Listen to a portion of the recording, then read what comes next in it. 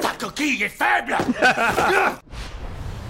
Donc on parlait de binge-watching tout à l'heure, et j'ai binge-watché pour vous Futurman pendant le moment où j'étais un petit peu patraque, du coup j'avais un peu que ça à foutre. C'est une série qui mêle plusieurs genres, anticipation, humour absurde, presque humour à la Ionesco parfois, voyage temporel, même un soupçon de gore, il y a même un côté le monde de Monsieur Fred et le Je croque Show maintenant, et donc ça mélange tout ça, et même un petit peu de gore comme je disais, alors moins souvent que dans The Boys dont j'ai déjà parlé sur cette antenne. Et ça s'amuse à parodier les codes de ses genres respectifs en assumant la plupart de ses propres incohérences ou facilités scénaristiques. Alors le pitch c'est quoi ? C'est vous avez Josh, un adolescent introverti, fan de jeux vidéo qui mène une vie pas très intéressante, plutôt terne, en habitant chez ses parents. Mais il est très fort dans un truc, c'est pas dans son boulot, il est agent d'entretien, même là-dedans il est pas terrible, mais il est très très fort sur son jeu vidéo, Bionic Wars, il est même le numéro 1 mondial. Et en fait, un jour, il va terminer ce jeu, justement. Les jeux, on parlait des jeux qui n'avaient pas de fin, ceux qui en ont une, et ceux qui ont une fin très difficile à obtenir. En tout cas, c'est le cas de ce jeu. Et en fait, à la seconde ou presque où il finit ce jeu, il y a en fait les deux personnages principaux de ce jeu vidéo, justement, Bionic Wars, qui débarquent dans sa chambre dans un éclat de lumière. Et du coup, ça mène une situation un petit peu débile que je vous laisse découvrir. Le problème, c'est qu'en fait, ils viennent pas d'un jeu vidéo, ils viennent d'un futur apocalyptique, même post-apocalyptique vu ce qu'il en reste, et ce jeu vidéo en fait c'est justement pour trouver un sauveur, donc la corde est quand même grossière, elle a déjà été vue plein de fois, mais c'est fait exprès pour être débile. Et il s'avère que Josh est leur élu, leur sauveur, leur dernier espoir, c'est dire à quel point ils sont foutus. Et alors à partir de l'épisode 6, la série adapte en marge des gags auxquels j'ai fait référence, une réflexion plus subtile que j'éviterai de vous spoil, même si j'ai très très envie de vous en parler. Dans la saison 2, ça change pas mal. Le scénario part peut-être un peu loin, le ton se fait plus sérieux, sans non plus tomber dans le syndrome The 100, dont j'ai aussi déjà parlé.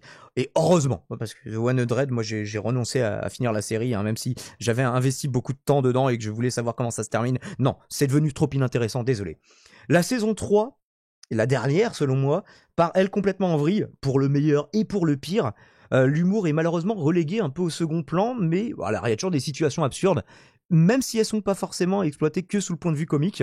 Mais le scénario et le suspense nous donnent envie de binge-watcher cette saison, avec des épisodes un peu plus longs. Alors je pense pas qu'il y aura de saison 4, même s'il y a encore des gens qui se posent la question, toutes les intrigues étant globalement résolues. Il y a aussi une actrice qui était plutôt importante dans le casting qui est décédée. Elle est décédée dès la saison 1. Donc, mais Ah ouais. alors du coup, ça ferme des portes par rapport à ce qui pourrait se passer. Je ne peux pas plus en dire pour ne pas spoil. L'absence de build-up final à la fin de cette saison 3, contrairement aux deux précédentes, me laisse penser que non, cette série ne connaîtra pas la saison trop. Déjà, oui, j'ai une petite capture d'une interview du personnage principal qui joue Josh et qui s'appelle d'ailleurs Josh dans la vraie vie, donc pourquoi pas. Et où il dit bon bah voilà, on a bouclé l'histoire, est-ce que c'est vraiment la fin ? Il pourrait y avoir une suite, mais là je crois qu'on a fait le tour. Donc et je suis du même avis, il y aurait pas forcément, même si j'ai envie de retrouver ces personnages, ce serait forcément une saison de trop, et eux veulent pas tomber là-dessus, et c'est tout à leur honneur. Alors ce qu'il y a de positif dans la série, évidemment l'humour absurde qui est super réussi, surtout dans la saison 1, les running gags qui sont bien dosés, qui reviennent des fois quand on s'y attend plus, et qui des fois finissent par complètement disparaître parce que sinon ça deviendrait relou. Le personnage de Wolf, regardez cette série au moins pour le personnage de Wolf et l'acteur qui l'interprète, mais vraiment génialement. Alors souvent prévisible, mais délicieusement excessif dans tout ce qu'il dit, dans tout ce qu'il entreprend. Vraiment le personnage le plus intéressant. Et en plus, ils connaissent des évolutions chacun. Vous verrez. Et d'ailleurs, tous des évolutions assez différentes. Et à partir de... il y a un extrait de la saison 5 juste pour vous présenter le personnage de Wolf que j'ai trouvé génial. D'ailleurs, un des défauts, c'est que pour les premières saisons, pour la troisième, c'est possible, mais pour les deux premières saisons, c'est dur de le trouver en VOST, à moins d'avoir un bouquet de streaming légal particulièrement fourni. En fait, des personnages qui n'ont mangé que des cadavres de rats toute leur vie vont découvrir la cuisine, en l'occurrence Wolf. Il va peut-être se découvrir un goût pour ça, mais regardez comment ça démarre, je trouve ça plutôt cool. Ta coquille est faible. Ta coquille est faible, je l'adore. Et bref, ce genre de situation qui est plutôt rigolote parce que toutes les conventions sociales n'ont pas lieu d'être dans un monde post-apocalyptique. Et il y a un côté un peu les visiteurs, en plus de tout les autres références qui sont plus évidentes, mais que je trouve plus rigolotes. Parce que d'une manière générale, c'est justement là-dessus que ça repose. Le comique des situations, ça tient dans l'incompréhension des différentes époques traversées, surtout les époques passées par ces soldats du futur, et surtout de leurs mœurs, ce qu'on perd malheureusement, à partir de la saison 2, sans en révéler la raison, parce qu'on perd en grande partie, en tout cas, dans ce ressort comique, et je le déplore. Et on continue dès lors à suivre Future Man, mais pour des raisons différentes. Alors, qui sont pas moins importantes, hein, elles sont simplement différentes des barres de rire du début. Elles sont un peu moins fréquentes, mais du coup, on a plus de suspense. Alors, dans les défauts, j'en ai noté quelques-uns quand même. Le relatif manque de moyens qui se fait sentir.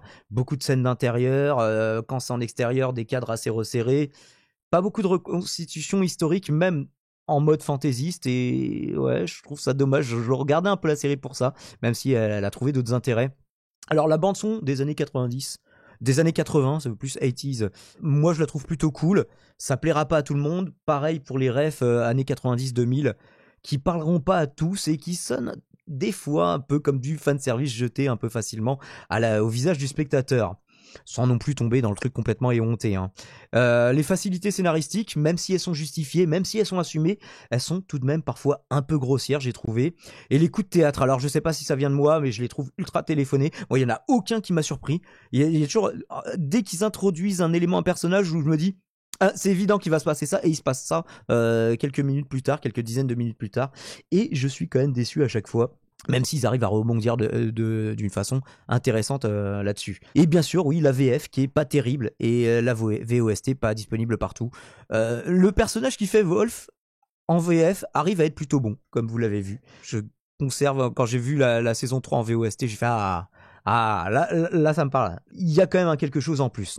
N'en déplaise au talent des doubleurs, hein, c'est pas leur problème. En fait, c'est souvent déjà des jeux de mots qui sont difficilement traduisibles. Ça vient pas forcément des acteurs, hein, des comédiens de doublage, et ça peut être un peu compliqué de restituer surtout le côté humoristique.